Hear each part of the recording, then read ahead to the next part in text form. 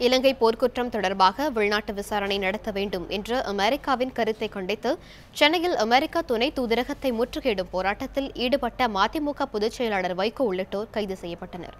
துணை தூதரகம் அருகே போராட்டம் நடத்த அனுமதி கிடையாது என்பதால் எழும்பூர் ராஜரத்தின மைதானம் அருகே நடைபெற்ற ஆர்ப்பாட்டத்தில் மதிமுக, விடுதலை சிறுத்தைகள், தமிழக வாழ்வுரிமை கட்சி, தந்தை பெரியார் திராவிடர் கழகம், மே 17 இயக்கம் உள்ளிட்ட 32 அமைப்புகளைச் சேர்ந்தவர்கள் கலந்து கொண்டனர்.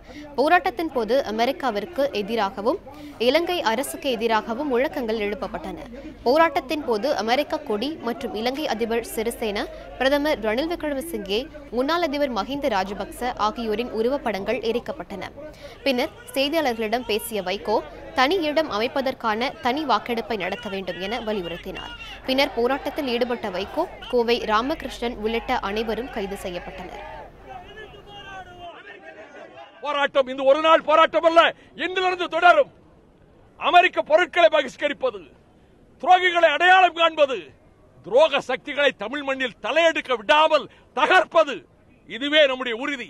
மலரட்டும் தமிழ் ஈழம், ஒளியட்டும் சிங்களர் கொட்டம், ஒளியட்டும் இந்திய துரோகம், ஒளியட்டும் அமெரிக்க துரோகம்.